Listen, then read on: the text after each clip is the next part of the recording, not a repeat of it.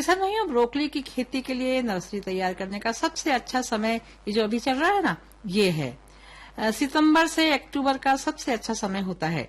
यदि हम तापमान की बात करें तो 18 से 23 डिग्री के बीच का तापमान बेहतर है। मिट्टी के विषय में हमारे विशेषज्ञ ये कहते हैं कि वैसे तो ब्रोकली सभी प्रकार की मिट्टी में हो सकती है, लेकिन यदि बलुई दोमट मिट्टी है तो बहुत अच्छी बात है। किस्में इसकी 3 प्रकार की होती हैं, सफेद ब्रोकली, हरी ब्रोकली और बैंगनी ब्रोकली, जिसमें सबसे अच्छी यदि ब्रोकली की हम बात करें जो पौष्टिक होती है तो वो है हरी ब्रोकली। नर्सरी में ब्रोकली तैयार करने के लिए बिल्कुल जैसे हम फूल गोभी की नर्सरी तैयार करते हैं ना, बिल्कुल वैसे ही करना होता है किसान भाइयों। और इसके लिए 3 फीट लंबी, 1 फीट चौड़ी और जमीन से 1.5 सेंटीमीटर ऊंची क्यारी इसमें हमको बुआई करना होगा। बीज की मात्रा 400 से 500 ग्राम 1 हेक्टेयर की दर से पर्याप्त होती है। इस बात का भी ध्यान रखें कि जब भी आप नर्सरी में बीज बोएं तो उसे पहले उपचारित कर लें। क्यारी को अच्छे से तैयार करें और सड़ी हुई गोबर की खाद उसमें डाल दें और बीज में भी ये खाद जो है इसको मिला दें और पंक्तियों से 4.5 सेंटीमीटर की दूरी और 2.5 सेंटीमीटर की गहराई पर बुआई कर दें। बुआई के बाद क्यारियों को घास फूस की पतली परत से ढक दें और जरूरत के अनुसार समय समय पर सिंचाई करते रहें। जैसे ही पौधा निकलना शुरू होता है ना किसान भाइयों, तो जो घास फूस से आपने ढके हैं उसको हटा दें। नर्सरी में पौधों को कीटों से बचाव आपको करना बहुत जरूरी है, तो इसके लिए नीम का काढ़ा या फिर गौमूत्र का छिड़काव आप कर सकते हैं। अब बात आती है कि हम इसे नर्सरी से मुख्य खेत में कैसे लगाएं। तो नर्सरी से मुख्य खेत में जब हम ब्रोकली लगा रहे हैं, उसकी रोपाई कर रहे हैं, तो इसके लिए बीज बोने के 4 से 5 सप्ताह के बाद जो पौधे हैं वो रोपाई के लायक हो जाते हैं। और ध्यान ये रखना होगा कि ब्रोकली की रोपाई जो है वो पंक्तियों में करें। इससे फायदा ये होता है किसान भाइयों कि निंदाई गुड़ाई के लिए हमें बहुत आसानी रहती है, सहजता रहती है। रोपाई के समय कतार से कतार की दूरी 45 सेंटीमीटर और पौध से पौध की दूरी 30 सेंटीमीटर रखें। ये भी ध्यान रखना होगा कि रोपाई करते समय मिट्टी में पर्याप्त नमी है या नहीं है, मतलब पर्याप्त नमी होना चाहिए, लेकिन फिर भी रोपाई के बाद तुरंत हल्की सिंचाई जरूर कर दें। खाद और उर्वरक की बात करें किसान भाइयों, तो मिट्टी के परीक्षण के अनुसार जरूरत के मुताबिक पोषक तत्वों की पूर्ति आपको करना होगा।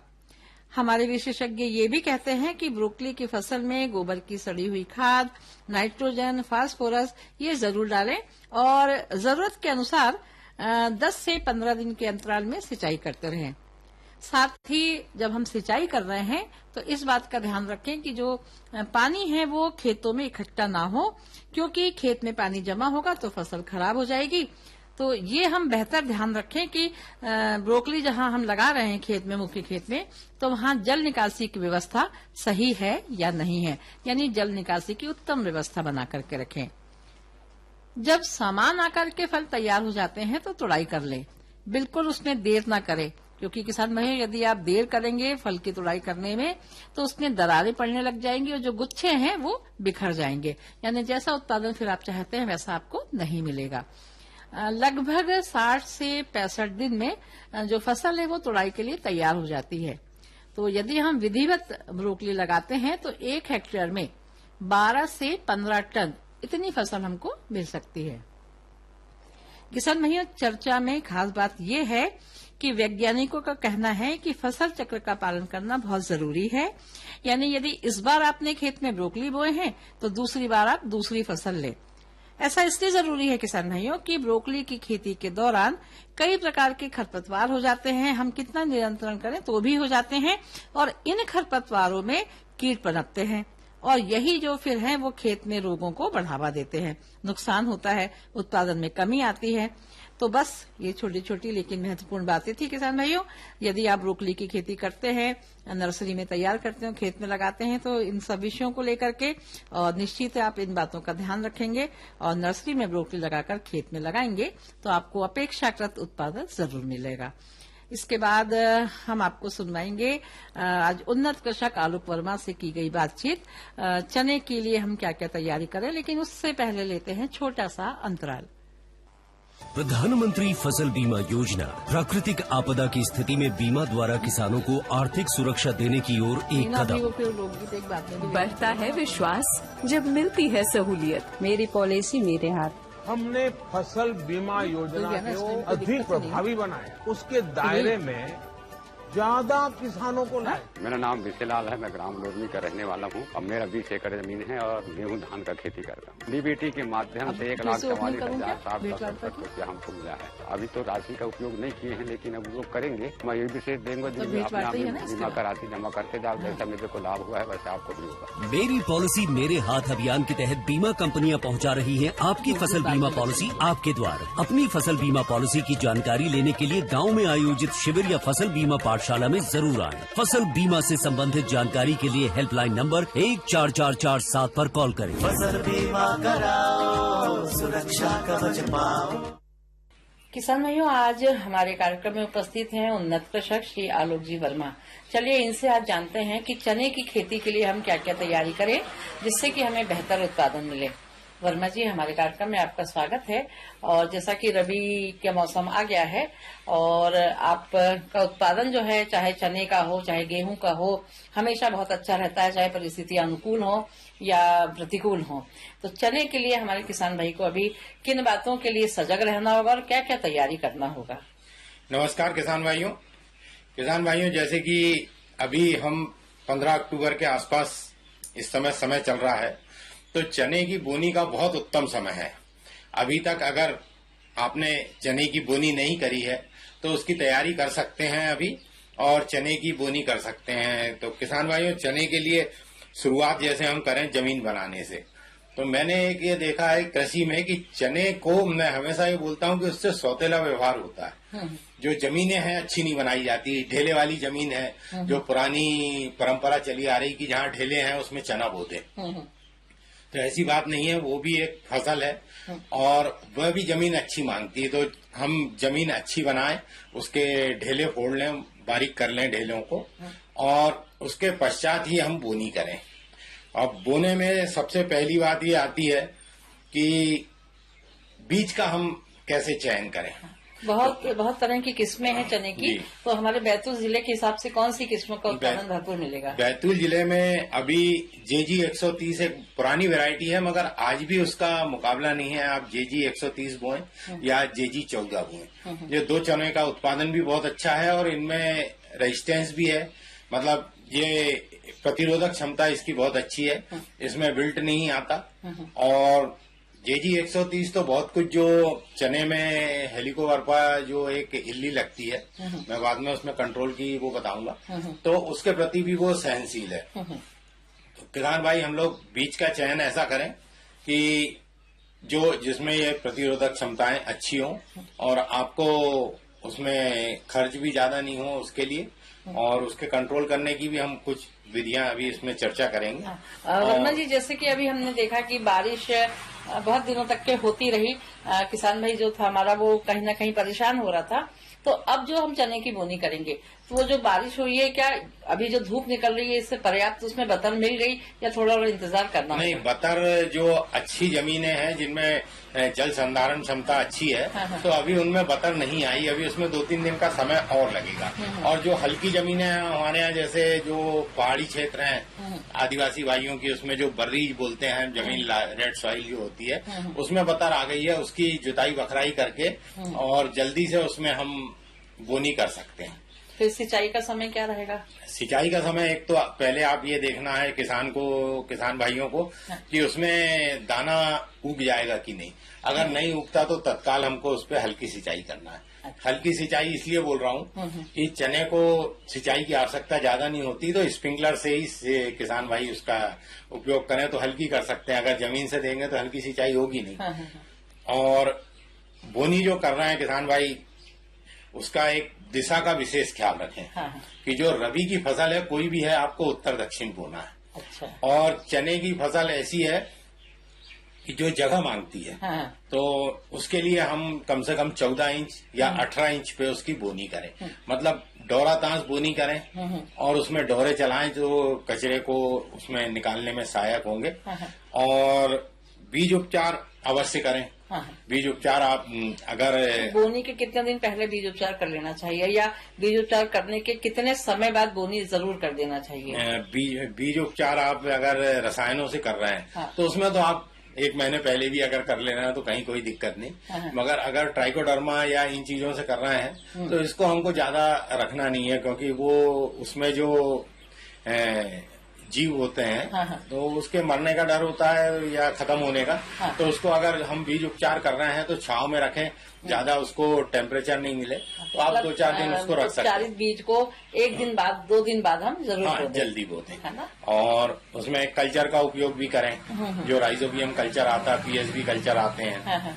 और किसान भाइयों, चने में आप खाद भी दे सकते हैं, हाँ। एनपीके से बोनी कर सकते हैं। हाँ। और एक बात और मैं बताना चाहूंगा किसान भाइयों, आजकल जो खाद आ रहे हैं हाँ। तो उसमें फास्फेट पहले जो होता था वो घुलनशील नहीं होता था, तुरंत घुलने वाला नहीं होता था। हाँ। वर्तमान में खाद ऐसी आ गई है कि जिसमें फास्फेट भी आपका तत्काल घुल जाता। तो खादों का उपयोग भी हमको अब जैसे जैसे तकनीक उन्नत होते जा रही है तो इन चीजों में सुधार हो रहा है। और नॉर्मली हम जैसे फास्फेट जो डालते हैं तो उसको फसल को मिलने में बहुत टाइम लगता है, और उसमें से बहुत कुछ तो 50% ये होता है कि डिकम्पोज फॉर्म में या ऐसे उसमें आ गया। फिर आप उसमें, मैंने इसलिए बैक्टीरिया का उपयोग करने का बोला कि आप उसका पीएसबी का उपयोग करें। पीएसबी मतलब वो फास्फेट घुलनशील वो होता है बैक्टीरिया, तो वो आपकी जमीन में जो फास्फेट है उसको कन्वर्ट करता है और वो पानी में घुलनशील हो जाता है और उसको प्लांट ले लेते हैं। अच्छा, जैसे जब हम जमीन तैयार करते हैं, जैसे आपने कहा कि खेत तैयार कर लें और बोनी कर दें, तो खेत तैयार करते समय भी कुछ खाद की मात्रा डाल देना चाहिए क्या हमें? बोनी के बाद डाली जा सकती है। वैसे मेरा तो किसानों को यही वो रहेगा कि बीज के साथ बोनी करने में ये होता है कि जो रो होती है उसके पास ही खाद गिरता है। अब मैंने अभी आपसे बात करी 14 से 16 इंच 18 इंच बोनी करें और पूरे उसमें जो खाद पड़ा रहता है तो उसका उपयोग होने में टाइम लग जाता है और वो कहीं ना कहीं जमीन के अंदर भी चले जाता है, इवापोरेट भी हो जाता है। अच्छा, नालियों में बीज के पास ही बोया रहा तो जैसे ही बीज जर्मिनेट होता है तो उसको वो खाद मिल जाती। अच्छा। अच्छा, आप ये बातों का ध्यान रखना होगा किसान। फिर एक बात का ये ध्यान रखें, खाद बीज जैसे मैंने बोल तो दिया कि आप रो में डालें, फिर मैं ये भी कथन बोलूंगा कि खाद बीज की बोनी साथ में ना करें। अच्छा, तो इसके लिए इम्प्लीमेंट ऐसे आ गए हैं, जैसे आप सिटिल से बोल रहे हैं तो सिटिल में खाद अलग बीज अलग 2 चेम्बर होते हैं, तो वैसे यंत्रों का उपयोग करें और उससे बोएं। मतलब यंत्रों से बुआई करना बेहतर होगा चने की? यंत्रों से भी होगा और किसान अगर हाथ से भी कर रहा है तो वो 2 चाड़े लगा लेना। एक मैंने ये सब चीजें कर चुका हूँ, तीफन से भी बोनी कर रहे हैं तो 2 चाड़े लगा लेते हैं। एक चाड़े से खाद डालते हैं, एक चाड़े से बीज डालते हैं। हाँ, और तो बराबर मात्रा बराबर उसमें ये हो जाता है कि सर दोनों एक दूसरे के संपर्क में नहीं आते।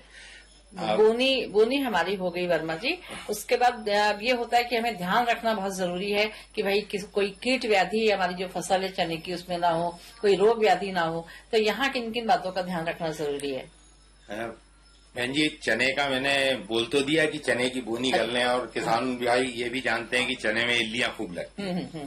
तो किसान भाइयों, हम जैसे जो जैविक की बात करते हैं, मैं एक थोड़ा सा उस पे ध्यान केंद्रित करना चाहूंगा कि जो जैविक का उपयोग है हमारे यहाँ, हम यानी जो ये होता ही है कि किसानों में ये भ्रांति है कि जैविक मतलब आपको रसायनों का उपयोग नहीं करना। अच्छा, ऐसा नहीं है। जैविक मतलब आपका जो प्राकृतिक जो संसाधन है उसका हम उपयोग करें ज्यादा से ज्यादा। हमारे पास इस समय बर्ड्स बहुत अच्छे हैं। खेतों में एक टिटेरी होती है जो यानी रात में भी अगर आप खेत में जाओ तो वो चिल्लाती, किसान भाई उसको जानते हैं। तो वो जीव ऐसा है कि वो जमीन पे ही विचरण करता, पूरा जीवन यापन उसका जमीन पे होता है। अच्छा, वो खाना भी अपना जमीन पे ही ढूंढता।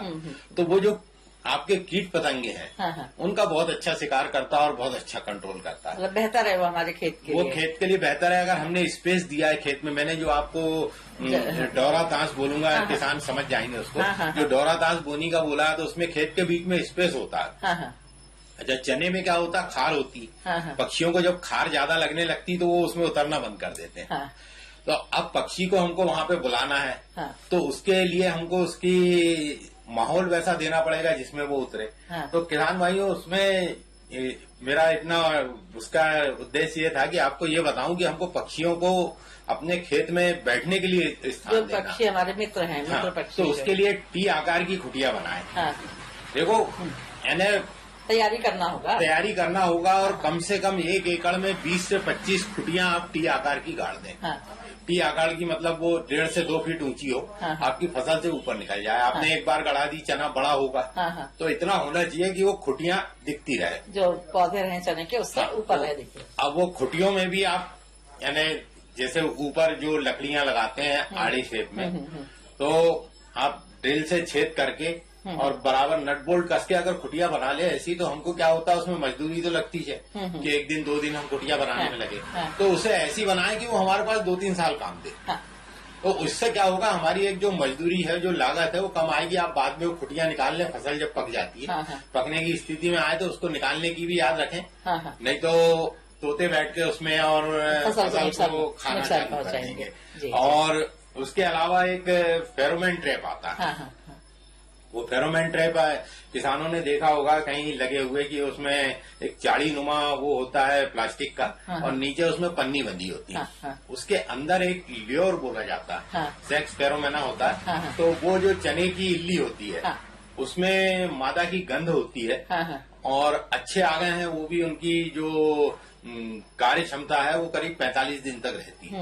अब उसको अगर हम लगा दें खेतों में, तो क्या होगा, जो नर है वो मादा की गंध से आता है उसमें, हाँ। और वो चाड़ी में गिर जाता है और नीचे पन्नी में चला चला जाता, हाँ। और खत्म हो जाता। अब अगर हम ये बोलें तो एक किसान भाई, इस पे मैं चर्चा और करना चाहूंगा कि आप बोलेंगे कि मैं आपने अगर 2-4 पकड़ भी लिए, हाँ, हाँ। तो कौन सा बहुत बड़ा काम हो हाँ, गया। हाँ, हाँ। तो एक चीज बताना चाहूंगा किसान भाइयों, जो ये जितने इंसेक्ट होते हैं, इनमें नर की संख्या कम होती, मादा की ज्यादा होती। मादा की संख्या 4 गुनी 5 गुनी होती, मतलब 5 मादा 4 मादा रहेगी, उनपे एक नर रहेगा। अच्छा, फिर उनकी प्रजनन क्षमता भगवान ने इतनी अच्छी दी है कि एक मादा जो कमजोर मादा भी है तो 1000 अंडे कम से कम देती है। अब आप अंदाज करिए कि आपने इससे अगर उनका- एक नर अगर पकड़ लिया, हाँ, हाँ। तो वो कम से कम 5000 अंडे आपके जो है फर्टाइल होना था, हाँ, हाँ। वो होने से रोक दिए। रोक दिया, बिल्कुल। तो बहुत अच्छा कंट्रोल है। आप अगर ये दोनों चीजें करेंगे, खुटियां लगाएं, पक्षी अपने खेत में आमंत्रित करें, हाँ। आएंगे बिल्कुल उससे। और ये फेरोमोन ट्रैप लगाएं, मैं दावा करता हूं कि आपको इसमें रसायनों पे नहीं जाना पड़ेगा, मतलब कोई स्प्रे- दवाई का छिड़काव स्प्रे नहीं करना होगा। और अगर इमरजेंसी आ जाती है तो फिर मैं वही बात करूंगा कि आपको अगर मलेरिया हो गया तो क्लोरोक्विन लेना है। हाँ, मतलब तो कुछ उस छिड़काव स्थिति में करना है। आपको इल्ली को कंट्रोल करना है, आप किसी भी चीज से कंट्रोल करें। अच्छा, ये जो दवा का छिड़काव का समय रहता है या फिर खाद का समय रहता है, इसका कुछ समय निश्चित रहता है कि भाई सुबह हमको छिड़काव करना है, दोपहर में करना है, शाम को करना है? बिल्कुल बहन जी, बहुत अच्छा प्रश्न है। ये सारे काम अगर हम ठंडे समय में करें, हाँ, हाँ। सुबह या शाम को, तो बहुत अच्छी बात रहेगी। अच्छा। और नहीं तो फिर अब होता यह है कि मजदूरों पे अगर निर्भर काम है तो मजदूर अपने समय से आता है, तो फिर उसी समय आपको जैसा समय मिलता लेकिन है बेहतर ये होगा कि हम ठंडे के हाँ, समय ठंडे समय में कोई भी इनका जैविक हो या रसायन हो, हाँ। ठंडे समय में उसका उपयोग करें तो आपको परिणाम अच्छे मिले। वर्मा जी, हम देख रहे हैं कि जैसे ही शरद पूर्णिमा हुई वैसे ही मौसम ने अपना रुख बदल लिया है। रातों में हल्की सी ठंडक, हमको गुलाबी ठंड हम जिसको कहते हैं, वो महसूस होने लगी, सुबह होने लगी। तो क्या और भी ठंड की आवश्यकता होगी अभी चने की फसल को पकने के लिए, या ऐसा ही मौसम रहा, क्योंकि आजकल ज्यादा ठंड तो पड़ती नहीं है, तो ऐसा ही मौसम रहा तो अनुकूल होगा? हाँ बिल्कुल, अभी इस समय में जो मौसम है, चने को इससे कोई नुकसान नहीं है। अगर ठंड हो रही है हाँ। तो भी बहुत अच्छी बात है, और अगर ठंड कम भी हो जाती हाँ, तो हाँ। चने को इससे नुकसान नहीं होगा। हाँ। अब अभी हमने चने की फसल बोनी, और इससे आगे एक सिंचाई की चर्चा जरूर मैं करूंगा कि चना एक ऐसी चीज है हाँ।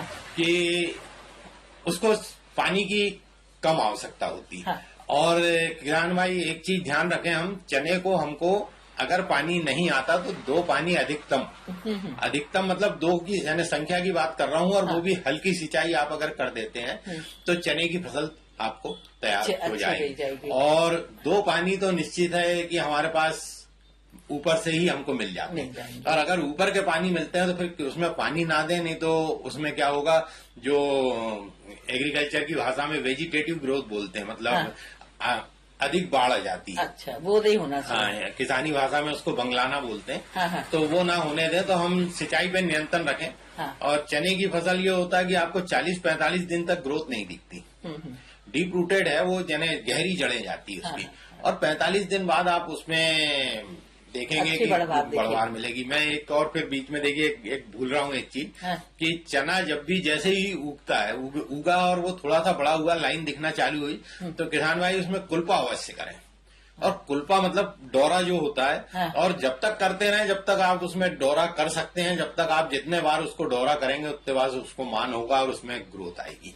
तो उससे आपका कचरा भी कम होगा उसमें, और फसल में बढ़वार अच्छी मिलेगी। देखिए छोटी छोटी लेकिन बहुत महत्वपूर्ण बातें, इनका ध्यान रखेंगे तो भरपूर उत्पादन मिलेगा। अब बात आती है कि इसकी तुड़ाई हम कब तक के कर लें, कौन सी अवस्था हमको जब दिखे कि भाई अब हमको इसकी तुड़ाई कर लेना चाहिए? हाँ, एक ये कार्य अभी वर्तमान में चने में ऐसा है, चने की फसलों में, कि थोड़ा सा कठिन होता है। अब हमको आदत पड़ गई है हार्वेस्टर की, तो किसान ये सोचता है कि मैं सीधे हार्वेस्टर लगाऊं और 2 घंटे में मेरा जो 2 घंटे में दाना निकल के। तो चने में आपको ये मेहनत जरूर करना पड़ेगा कि चना जैसे ही थोड़ा सा पीला पड़ा, कि आप उसकी कटाई करें, उसको आपको खलियान में लाना है, सुखाना है, और फिर ही उसको आपको थ्रेशिंग करना है। अच्छा, अब ये एक स्थिति चने की हमेशा आप ये किसानों ने भी देखी होगी कि चने की फसल एक साथ नहीं पकती। पता नहीं क्या होता है, तो वो कहीं फसल हरी रहेगी तो कहीं पे पीली हो जाएगी, कहीं बाजार में बेचने ले आते हैं किसान भाई, होला हरी फसल अगर वो बेच ले रहे हैं तो वो तो बहुत प्रॉफिट का काम है। मगर उतना जैसे आपने एकड़ों से लगाया तो उतनी फिर हरी फसल नहीं बेची जा सकती। तो आपको कटाई के लिए सतर्क रहना है कि चना अगर आपने बोया है तो आपका जो खलियान है, थ्रेसिंग फ्लोर, तो वो अच्छा होना, और सुखाने की और ढकने की व्यवस्था होना अच्छा। उस टाइम कटाई का जो टाइम आता है, तो वो शिवरात्रि के समय जो रहता है, तो मौसम भी बिगड़ता है। तो उसके लिए भी सतर्क रहना है आपको कि आप अपनी फसल उस समय बचा पाएं। तो वर्मा जी, बहुत अच्छी बातें आपने चने की फसल के लिए बताए। निश्चित ही हमारे जो भी किसान भाई कार्यक्रम सुन रहे हैं, इन सभी बातों पर अमल करेंगे। आपने अपना बहुमूल्य समय हमें दिया, इसके लिए आपको बहुत बहुत धन्यवाद। नमस्कार किसान भाई। किसान भाइयों, अभी आप सुन रहे थे उन्नत कृषक आलोक वर्मा से की गई बातचीत। और चलिए अब आपको सुनवाते हैं दिनेश नागले और साथियों की आवाज में लोकगीत। पायल बच्चों डहैयो गोरी वो निवा, पायल बच्चों डहैयो गोरी वो निवा, गोरी वो निवा, पायल बच्चों डहैयो,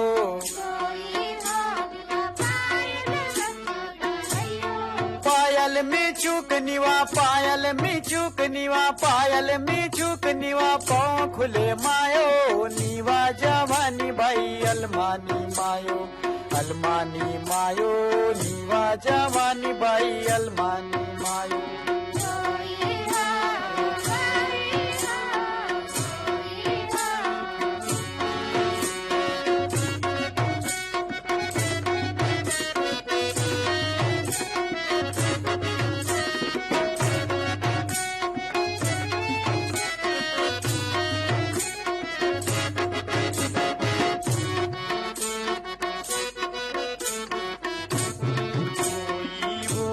टिकड़ी बच्चों डहैयो,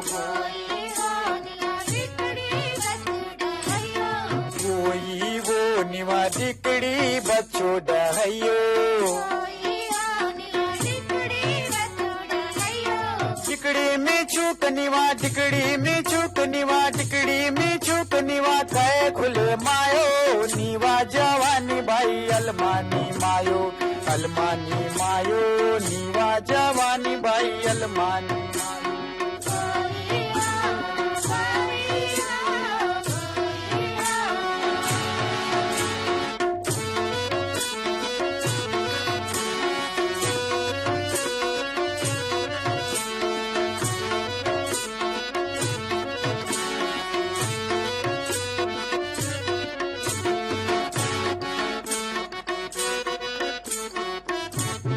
कोई वो निवा कमर पटा बच्चों डहैयो, कोई वो निवा कमर पटा बच्चों डहैयो, कमर कमर पटा मिचुक निवा कमर पटा मिचुक निवा कमर पटा मिचुक निवा नन्नी खुले मायो नीवा जवानी भाई अलमानी मायो नीवा जवानी भाई अलमानी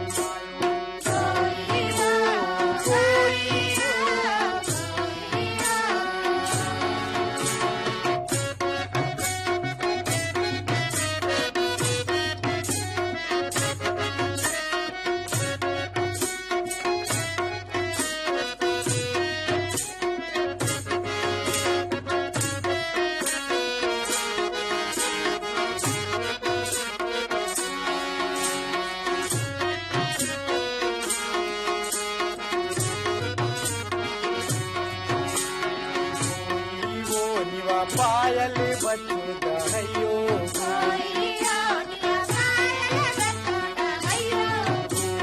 वो निवा पायल बचू दहयो पायल में चूक निवा पायल में चूक निवा पायल में चूक निवा पाँव खुले मायो नीवा जवानी भाई अलमानी मायो नीवा जवानी भाई किसान भैया, अभी आप सुन रहे थे दिनेश नागले और साथियों की आवाज में लोकगीत। और अब एक नजर आज के बाजार भाव पर। कार्यालय कृषि उपज मंडी बैतूल से प्राप्त बाजार भाव इस प्रकार रहे। सोयाबीन न्यूनतम 3,700 रूपये प्रति क्विंटल, अधिकतम 4,351 रूपये। चने का न्यूनतम भाव रहा 3,800 रूपये और इसका अधिकतम भाव रहा 4,601 रूपये। मक्का 1,350 रूपये न्यूनतम, अधिकतम 2,100 रूपये। गेहूं 2,200 रूपये न्यूनतम, अधिकतम 2,601 रूपये। सरसों 5,801 रूपये न्यूनतम, अधिकतम भी 5,801 रूपये। मूंग 3,501 रूपये न्यूनतम, अधिकतम 5,501 रूपये। तुअर 5,950 रूपये न्यूनतम, अधिकतम भी 5,950 रूपये।